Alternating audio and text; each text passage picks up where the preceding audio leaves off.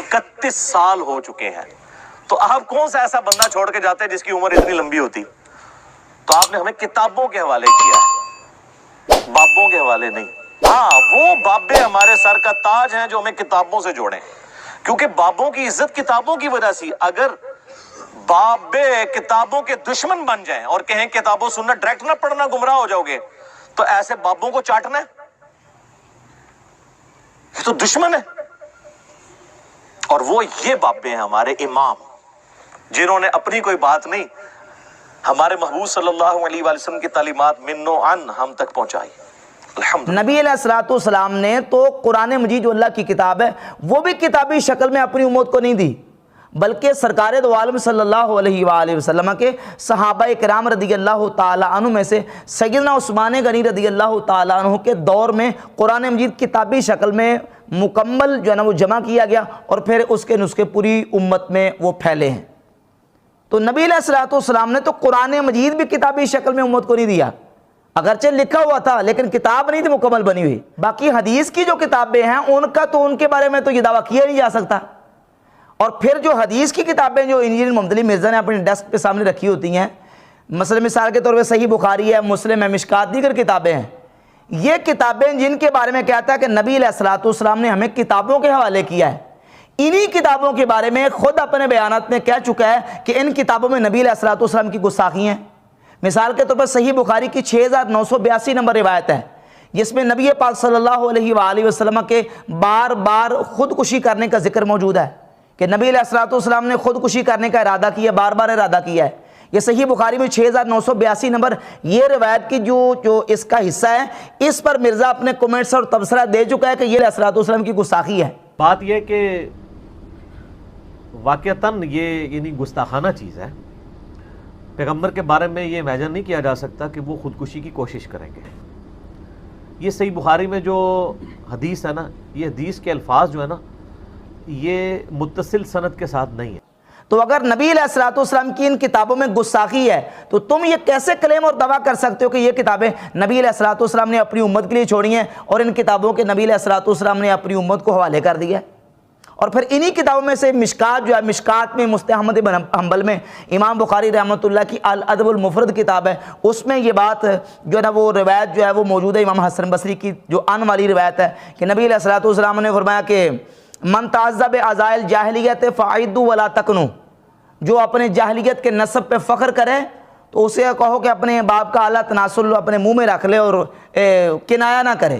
یہ مشکات میں روایت موجود ہے، الادب المفرد میں ہے، مستہ احمد بن حنبل میں ہے، اور اس روایت کو مرزا کہہ چکا ہے کہ یہ نبی علیہ الصلوۃ والسلام کی گستاخی اور بے ادبی ہے۔ تو جن کتابوں کو تم کہہ رہے ہو کہ ان کتابوں کے نبی علیہ الصلوۃ والسلام امت کو حوالے کر کے گئے ہیں، ان کتابوں میں تو تمہارے قول کے مطابق اللہ کے رسول علیہ الصلوۃ والسلام کی گستاخی ہیں، تو کیا اللہ کے نبی علیہ الصلوۃ والسلام ان گستاخیوں والی کتابوں کے حوالے کر کے گئے امت کو؟ یہ دعویٰ ہی اس کا بالکل باطل ہے۔ اب دیکھو نا کس انداز سے یہ دجل کر کے لوگوں کو جو نا وہ کس طرح ورگلاتا ہے اور گمراہ کرنے کی کوشش کرتا ہے۔ نبی کریم صلی اللہ علیہ وآلہ وسلم نے اپنی امت کو بابوں کے حوالے کیا ہے۔ امت کے سب سے بڑے بابے سرکار دو عالم علیہ الصلوۃ والسلام کے صحابہ کرام رضی اللہ تعالیٰ عنہم اجمعین ہیں، خلفائے راشدین ہیں۔ سب سے بڑے بزرگ بابے کون ہیں؟ خلفائے راشدین۔ اور نبی کریم علیہ الصلوۃ والسلام کی صحیح حدیث متعدد کتب احادیث میں موجود ہے، جس میں سے سنن ابی داؤد کی 4607 نمبر حدیث ہے کہ حضور علیہ الصلوۃ والسلام نے فرمایا علیکم بسنتی وسنت الخلفاء الراشدین وسنت الخلفاء المہدیین الراشدین، تم پر میری سنت اور میرے خلفاء راشدین المہدیین کی سنت لازم ہے، یعنی تم نے میری سنت کو لازم پکڑنا ہے، میرے خلفاء راشدین کی سنت کو لازم پکڑنا ہے، یعنی ان کے پیچھے لگ جاؤ، ان کی اتباع کرو۔ تو نبی علیہ الصلوۃ والسلام نے تو اپنی امت کو خلفاء راشدین کے حوالے کیا، ان کے پیچھے چلو، ان کی اقتداء کرو اور ان کی اتباع کرو۔ اور اس کے علاوہ ابن ماجہ شریف میں، سنن ابن ماجہ میں حدیث نمبر 97 اور المستدرک علی الصحیحین میں 4510 نمبر حدیث ہے۔ السنہ امام ابن ابی العاصم کی کتاب، اس میں یہ حدیث موجود ہے۔ اور اس کے علاوہ مستہ احمد بن حنبل میں بہت ساری حدیث کی متعدد کتابوں میں سند صحیح کے ساتھ البانی وغیرہ نے، امام حاکم نے، امام ذہبی نے، شعیب ارناؤط نے، امام سیوطی رحمۃ اللہ علیہ نے اس حدیث کو صحیح کہا ہے کہ سرکار دو عالم علیہ الصلوۃ والسلام نے فرمایا اقتدوا بالذین من بعدی ابی بکر و عمر، میرے بعد ابو بکر و عمر کی پیروی کرو۔ ان کی اقتداء کرو، ان کے پیچھے چلو۔ تو حضور نے تو اپنی امت کو ابو بکر و عمر کے حوالے کیا ہے کہ ان کے پیچھے چلو۔ اور صحیح بخاری میں حدیث ہے 3659 نمبر کہ حضور علیہ الصلوۃ والسلام نے فرمایا، ایک عورت کو جب حضور کی بارگاہ میں آئی نا کہ یا رسول اللہ میں کل اگر آؤں تو آپ کو نہ پاؤں تو کیا کروں، تو فرمایا فاتی ابا بکر، تو ابو بکر کے پاس آ جانا۔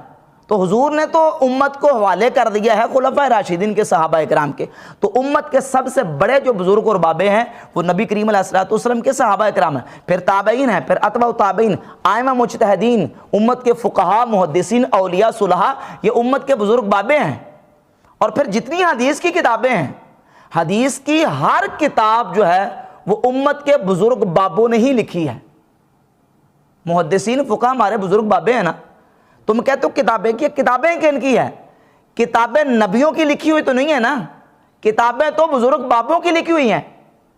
ہاں، نبی علیہ الصلوۃ والسلام نے جو قرآن مجید اور اپنی سنت صحابہ اکرام رضی اللہ تعالیٰ عنہم کو دی، صحابہ اکرام نے قرآن مجید کو بھی کتاب کی شکل میں جمع کیا، اور پھر نبی کریم علیہ الصلوۃ والسلام کے صحابہ اکرام نے حضور کی سنت کو مضبوط حفظ کر کے، یاد کر کے، ضبط کر کے اس کو تابعین تک، تابعین اتباع تابعین تک، اور پھر امت کے محدثین نے ان احادیث کو جمع کیا، ان سنتوں کو جمع کیا ہے۔ تو بابوں سے سنت منتقل ہوتی ہوتی کتابوں تک آئی ہے۔ اگر بابوں کو دین سے نکال دیا جائے تو ان کتابوں کی تو باقی اتھینٹسٹی باقی نہیں رہتی۔